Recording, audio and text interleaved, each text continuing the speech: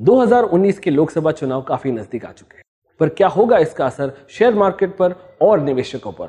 आज हम इसी विषय पर चर्चा करने वाले हैं और हमारे साथ जुड़ेंगे शेर खान के पोर्टफोलियो मैनेजमेंट सर्विसेज से मिस्टर रोहित श्रीवास्तव। आइए जानिए उनकी राय। रोहित, सबसे पहले आपका स्वागत है इस वीडियो फीचर पे। Thank you. मेरा पहला सवाल आपसे ये है कि पिछले 6 हफ्तों से हमने ब्रॉड मार्केट में काफी हद तक गिरावट देखी है, but that was not the case with Nifty. तो आप इस पैटर्न को कैसे एक्सप्लेन करेंगे? ये बहुत ही इम्पॉर्टेंट सवाल है कि सबसे पहले हम लोग ये समझ लें कि मार्केट आज के तारीख में क्या कर रहा है। और आज के तारीख में ऐसा हुआ है कि स्टॉक्स अक्रॉस द बोर्ड कई महीनों से गिर रहे हैं और ये ट्रेंड निफ्टी में हमने बहुत ज़ोर से नहीं देखा, बट जो ब्रॉड इंडाइसेस है जैसे कि मिड कैप इंडेक्स है, स्मॉल कैप इंडेक्स है, ये ऑलमोस्ट 18 to 20% तक गिर गए। और स्टॉक्स जो हैं उससे भी ज़्यादा गिर चुके हैं, कई हैं जो कि पिछले कई सालों के लोज पे आ गए हैं। तो इस कंडीशन में एक एक्सट्रीमली ओवरसोल्ड कंडीशन, जो कि कहते हैं कि जहाँ पे इतना बिकवाला हो चुका है कि वहाँ से और ज़्यादा गिर नहीं सकता, ऐसा एक कंडीशन पिछले 2 हफ्ते में बना और वहाँ से हमने एक बाउंस बैक देखा है मार्केट में, जो कि आज की तारीख में चल रहा है। अब ये बाउंस बैक सस्टेन होगा कि नहीं, ये सवाल उठता है। और दूसरा है कि निफ्टी ने इस गिरावट में पार्टिसिपेट शुरू में तो किया सिर्फ सितंबर और अक्टूबर के महीने में, मगर उसके बाद पार्टिसिपेट नहीं किया है और रिसेंटली सिर्फ ब्रॉड मार्केट इंडाइसेस जो हैं वही गिरी हैं। तो मेरा समझना है कि जो स्टॉक्स में फॉल हमने देखा है ये सिर्फ एक ये ख़त्म नहीं हुआ है अभी तक, और ये शायद कई महीनों तक आगे तक भी चल सकता है। तो एक बार जब ये बाउंस ख़त्म होगा, वापस नेक्स्ट राउंड ऑफ जब सेलिंग देखेंगे तो शायद निफ्टी भी नीचे की तरफ पार्टिसिपेट करे। और जो नेक्स्ट ट्रेंड है वो शायद डोमेस्टिक इवेंट्स के अलावा ग्लोबल इवेंट्स के साथ अलाइन करेगा। तो डोमेस्टिक इवेंट्स में हमने पिछले 2 हफ्ते में देखा कि अपार्ट फ्रॉम की शॉर्ट टर्म में मार्केट 10,600 से 900 तक बाउंस किया, उसके बीच में काफ़ी जियो पॉलिटिकल इशूज़ आ गए इंडिया पाकिस्तान के बीच में। बट ये इशूज़ के बीच मार्केट काफ़ी वॉलेटाइल था, बट नीचे में सपोर्ट लेता गया। तो शायद शॉर्ट टर्म में अभी भी ऊपर की तरफ शायद 11,000 की तरफ जा सकता है, ये हम लोग को लगता है, मगर बहुत दूर शायद ना जा पाए, क्योंकि इवेंचुअली जो ग्लोबल मार्केट्स हैं जो कि अक्टूबर तक गिर रहे थे, स्पेशली यूएस का मार्केट अक्टूबर, नवंबर, दिसंबर में गिर रहा था, और बाकी जो दूसरी मार्केट्स हैं वो जनवरी से लेके अक्टूबर तक गिर रही थी, ये सब में तेज़ी आई है। तो ये सब ने बाउंस किया है, अच्छे से बाउंस किया है। और अभी इनके जो बाउंसेस हैं ये भी लेट स्टेजेस में है, मतलब काफ़ी दिन तक बढ़ बढ़ के कितना बढ़ेंगे। तो जब नेक्स्ट वेव नीचे का आएगा ये ग्लोबल होगा, मतलब ग्लोबल इंडाइसेस, इंडियन और यूएस इंडाइसेस सब एक साथ शायद गिरावट की तरफ आएँ। ये चीज़ अभी तक हुई नहीं है, तो इसके लिए हम लोग डेली देख रहे हैं। बट अपसाइड शायद 11,000 या 11,118 जो पिछले महीने हाई बना वहाँ तक लिमिटेड रहेगा, उसके ऊपर शायद बहुत ज़्यादा ना जा पाए, ये हम लोग को लगता है। रोहित, प्री इलेक्शन रैली पे आपकी राय क्या है? ये महत्वपूर्ण सवाल है, क्योंकि हर बार जब इलेक्शन आता है हमने काफ़ी वॉलेटिलिटी मार्केट में देखी है। और स्पेसिफिकली ये 2004 में पहली बार हुआ था कि इलेक्शन के रिजल्ट्स के अनाउंसमेंट के बाद मार्केट में नीचे ऑलमोस्ट 20% का सर्किट लग गया था। और इसके बाद हर बार जब इलेक्शन के रिजल्ट्स आते हैं मार्केट बहुत 8-10% ऊपर नीचे उस दिन हो जाता है। ऐसा कभी उसके पहले होता नहीं था, इसलिए लोगों की नज़र इलेक्शन के रिजल्ट्स पे काफ़ी जाती है। बट इलेक्शन रिजल्ट्स और इलेक्शन टाइम पीरियड जो है उसका जब हम हिस्टोरिकल स्टडी करते हैं, पिछले 20, 25, 30 सालों का जो डेटा है कि हर बार इलेक्शन के पहले और इलेक्शन के बाद होता क्या है। तो जब भी एक स्ट्रॉन्ग गवर्नमेंट आई है, जो कि पूरी सरकारें मिली जुली सरकार ऐसी नहीं है जो कि काम धाम ना कर पाए, जो कि कोalition गवर्नमेंट कहते हैं, जो 90s में 95, 96, 97 में थी, हर अगले बार जहाँ पे स्ट्रॉन्ग गवर्नमेंट आया है उसके पहले साल मार्केट ज़्यादातर काफ़ी अच्छा करता है। और दूसरी बात है कि इलेक्शन के पहले क्या होता है, तो प्री इलेक्शन रैली हमेशा होती है कि नहीं होती है। तो ज़रूरी नहीं कि हमेशा हम लोग एक प्री इलेक्शन रैली देखें, बट कई बार अगर मार्केट इलेक्शन के पहले कई महीनों पहले ही गिर चुका होता है तो प्री इलेक्शन रैली होने के चांसेस ज़्यादा होते हैं। क्योंकि हमारा जो आज का कंडीशन है उसमें मार्केट काफ़ी गिरा भी है, एट द सेम टाइम ये शॉर्ट टर्म में हम लोग थोड़ा बाउंस देख रहे हैं।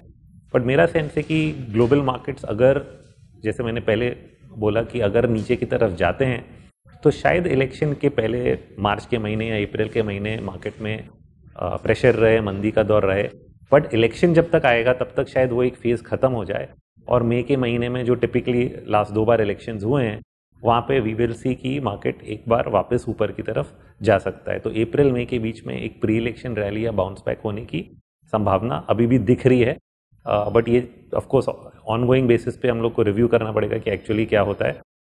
बट एज ऑफ नाउ यही लगता है कि शायद मार्केट इलेक्शन के पहले बॉटम होके एक प्री इलेक्शन रैली दे सकता है। तो रोहित, हम ये जानते हैं कि इलेक्शंस का स्टॉक मार्केट पे असर तो जरूर होता है, बट अगर दूसरी तरफ देखा जाए तो क्या स्टॉक मार्केट की परिस्थितियों से इलेक्शंस के नतीजों का अनुमान लगा सकते हैं? क्या है आपकी राय इस बारे में? तो सवाल ये उठता है कि जो एग्जिस्टिंग गवर्नमेंट है वो जीतेगा कि नहीं जीतेगा। एक इंटरनेशनल स्टडी है सोशियोनॉमिक्स की, मतलब बिहेवियरल फाइनेंस की, कि हर बार पब्लिक बिहेवियर जो कि मार्केट्स में रिफ्लेक्ट होता है उसका असर इलेक्शन रिजल्ट्स पे पड़ता है कि नहीं पड़ता है। और इसमें यह देखा गया है कि जो एक्चुअल मार्केट का ट्रेंड होता है इलेक्शन के कुछ महीनों पहले और इलेक्शन के समय पे, वो सबसे ज़्यादा महत्वपूर्ण रहता है इलेक्शन के रिजल्ट्स के डिटर्मिनेशन में। मतलब अगर पिछला साल खराब रहा, ये ज़्यादा इतना ज़रूरी नहीं है पिछला साल अच्छा रहा, बट उस टाइम पे मार्केट क्या कर रहा है। तो अगर मार्केट मोर और लेस फ्लैट रहता है या एक्चुअली बुलिश ट्रेंड में रहता है पिछले एक महीने या 2 महीने और इलेक्शन के टाइम पे भी, तो जो एग्जिस्टिंग गवर्नमेंट है जो पावर में है, एंड स्पेशली अगर वो सेकेंड टर्म के लिए जा रही है, ये यूएस के डेटा में देखा कि सेकेंड टर्म, फर्स्ट टर्म और सेकेंड टर्म की जो फाइट्स होती हैं, सेकेंड टर्म में री इलेक्शन के चांसेस ज़्यादा अच्छे होते हैं अगर उस टाइम पे तेजी का माहौल बना हुआ रहता है। तो ये हमने देखा, अगर जो दो इलेक्शन के टर्म्स अभी हुए हैं, पहले बीजेपी के 2 इलेक्शन के टर्म्स हुए 98 और 99 में, तो 99 में टेक की तेजी, टेक सेक्टर की तेजी हो रही थी और बीजेपी का री इलेक्शन हुआ। सिमिलरली कांग्रेस गवर्नमेंट जब आई तो 2008 की मंदी हो चुकी थी और उनका सेकेंड टर्म 2009 में जब इलेक्शन हुआ, उस सेकेंड टर्म के टाइम मार्केट ऑलरेडी रिकवर करने लग गया था मार्च के महीने से। तो मार्च अप्रैल के महीने से ऑलरेडी मार्केट ऊपर जा रहा था और मई के महीने में दे वन द सेकेंड टर्म। तो इस हिसाब से अगर अप्रैल और मई के महीने में 2019 के अगर मार्केट रिकवर करता है और ऊपर की तरफ जाने लगता है, तो हम ये समझ सकते हैं कि एग्जिस्टिंग गवर्नमेंट जो करंट है वो शायद सेकेंड टर्म के लिए री इलेक्शन में जीत सकती है। तो ये ट्रेंड जो है लास्ट इलेक्शन के जो 1-1.5 महीने पहले का ट्रेंड है, उसके हिसाब से हम लोग जजमेंट ले सकते हैं कि क्या होने वाला है। तो रोहित, आपसे आखिरी सवाल यह है कि वर्तमान शेयर बाजार की स्थिति और आने वाले अस्थिरता के साथ निवेशकों को वो कौन से पॉइंट्स हैं जिन पे ध्यान देना चाहिए? तो हमने पिछले 2 साल में ये देखा है कि वॉलेटिलिटी जो है इंडिया में और दुनिया भर में सबसे लोएस्ट लेवल पे पहुंच चुकी थी। लोएस्ट लेवल मतलब कभी हिस्ट्री में 20-30 साल की जो हिस्ट्री में इतनी लो वॉलेटिलिटी हमने कभी नहीं देखी जो कि अभी देखी है। अब मैं जब वॉलेटिलिटी बोल रहा हूँ, इसका मेन मेजर जो है वो है विक्स इंडेक्स। एक यूएस का विक्स इंडेक्स है और एक इंडिया का इंडिया विक्स भी इंट्रोड्यूस हो चुका है। ये विक्स इंडेक्स जो है ऑप्शंस के मार्केट के हिसाब से वॉलेटिलिटी मेजर करता है और हमें बताता है कि मार्केट में लोग वॉलेटिलिटी को परसीव कर रहे हैं कि उनको डर ज़्यादा लग रहा है कि नहीं लग रहा है। इसका एक दूसरा तरीका है कि हम सिंपली जो बेसिक इंडेक्स है उसका मैथमेटिकल वॉलेटिलिटी देखें। तो उस हिसाब से भी जब देखते हैं तो निफ्टी या सेंसेक्स का जो वॉलेटिलिटी है पिछले एंटायर डेटा में लोएस्ट पॉइंट पे पहुंचा पिछले 5 सालों में। इतनी कम वॉलेटिलिटी हमने कभी पहले देखी नहीं है। तो जब ऐसा होता है तो वी ऑलवेज एक्सपेक्ट कि एक मीन रिवर्जन, मतलब जो एवरेज वॉलेटिलिटी है उसकी तरफ वापस वॉलेटिलिटी जाएगी, मतलब वॉलेटिलिटी बढ़ के एवरेज तक वापस आ जाएगी, जो कि नॉर्मल समझा जाता है। ये जो लो पॉइंट है ये एक अनयूजुअल लो पॉइंट है जो कि हमेशा रह नहीं सकता। यूएस में एक वॉलेटिलिटी एक्सपेंशन इसी तरह का पिछले साल जैन-फेब में शुरू हुआ और वो ट्रेंड समवॉट हम लोग कह सकते हैं कि जारी है, क्योंकि वो लो लेवल वापस नहीं आया। उसके बाद वॉलेटिलिटी इंडिकेटर्स काफ़ी बढ़े, वहाँ से गिर भी गए हैं, बट अभी भी हायर लेवल पे हैं। बट इंडिया में वॉलेटिलिटी इंडिकेटर्स इतना ज़्यादा बढ़े नहीं, तो वॉलेटिलिटी इंडिया में अभी भी बहुत ही लो है और मेरा हिसाब है कि वॉलेटिलिटी एक्सपेंशन या मीन रिवर्जन इन वॉलेटिलिटी होना बाकी है। तो ये जब आगे के महीनों में होगा और इसके कई रीजंस होंगे। एक तो होगा जो कि ग्लोबल मार्केट वॉलेटिलिटी है, जो मैंने पहले बोला कि ग्लोबल इंडाइसेस अगर गिरते हैं, और दूसरा है कि डोमेस्टिक इवेंट्स। अभी हमने इंडो पाक इवेंट देखा, हमने आगे जाके इलेक्शन इवेंट आएगा और ये जितने इवेंट्स होते जा रहे हैं ग्लोबली, सेंट्रल बैंक्स को लेके इवेंट्स कई हो रहे हैं, इनसे जब वॉलेटिलिटी जैसे बढ़ती जाएगी तो इस तरह के मार्केट में इन्वेस्टर्स क्या कर सकते हैं। तो कई स्टॉक्स जो हैं अभी हम 2-3 साल देखते हैं तो अपार्ट फ्रॉम जो 10% ऑफ इंडेक्स स्टॉक्स हैं आउट परफॉर्म कर रहे हैं, बाकी सब स्टॉक्स जो हैं न्यू हाईज नहीं बना रहे हैं।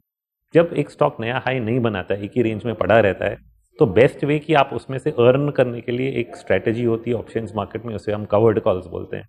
मतलब जो अंडरलाइंग शेयर्स हैं उनके सामने उतने ही कॉल ऑप्शंस आप बेच दें उसी शेयर्स के, और वो कॉल ऑप्शंस का जो प्रीमियम है आपको एज एन इंटरेस्ट अर्न हो जाता है। तो कवर्ड कॉल्स की एक स्ट्रैटेजी है जो जिन लोगों के लार्ज पोर्टफोलियोज हैं या छोटे भी पोर्टफोलियो, अगर minimum certain number of shares एक पर्टिकुलर स्टॉक के हैं, वो इस स्ट्रैटेजी से मंथली उसमें से कुछ अर्निंग्स निकाल सकते हैं क्योंकि वो स्टॉक शायद चल नहीं रहा है।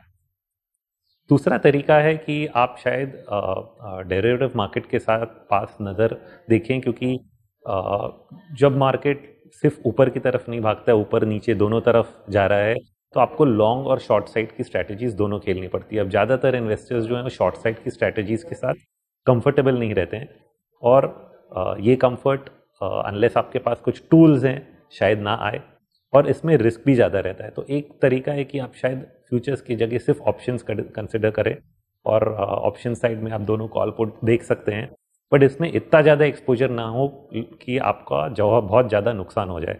तो आपके पोर्टफोलियो के हिसाब से 1% या 2% का ही रिस्क एक टाइम पे अगर लें तो it can give you an additional means of participating in the market, जो कि नीचे की तरफ भी जाता है। या तो पुट ऑप्शंस लेके पोर्टफोलियो के सामने एक ट्रेडिंग स्ट्रैटेजी जो कि दोनों तरफ खेले, उससे आप काम कर सकते हैं। तीसरा है, लोग सोचते हैं कि डिफेंसिव स्टॉक्स लें या फिर डिविडेंड यील्डिंग स्टॉक्स लें। अब डिफेंसिव स्टॉक्स जो हैं जनरली आउट परफॉर्म करते हैं, बट एक समय आता है जबकि मार्केट में सब कुछ गिरता है और कोई सेक्टर नहीं चलता है। फिर भी एक डिफेंसिव सेक्टर जो शायद अगर मार्केट बहुत ज़्यादा गिरा तो कंसिडर करने लायक हमेशा फार्मा सेक्टर होता है, क्योंकि फार्मा सेक्टर ऑलरेडी पिछले 2-3 सालों से बीटन डाउन है, गिर चुका है, और अगर और यहाँ से गिरेगा तो कहीं पे जाके ओवरसोल्ड होगा। तो सबसे पहले फार्मा एक डिफेंसिव सेक्टर है जो इन्वेस्टर्स देख सकते हैं। और लास्टली मैंने बोला डिविडेंड यील्डिंग स्टॉक्स ढूंढें जिसमें because there is a dividend उसका भाव बहुत ज़्यादा घट नहीं सकता है, जिसकी एक हिस्ट्री हो कि हाँ कई सालों से डिविडेंड्स दे रहे हैं। वैसे स्टॉक्स उनको एक डिफेंसिव नेचर में वॉलेटाइल मार्केट में हेल्प करेंगे। Thank you so much Rohit. शुक्रिया। हमें आशा है कि हमारे निवेशकों को आज का ये वीडियो फीचर काफी हद तक पसंद आया होगा। अगर आपके कोई सवाल या सुझाव है तो हमारे सोशल मीडिया पेजेस पे जुड़े या लॉग ऑन करें हमारी वेबसाइट sharekhan.com पे। Thank you.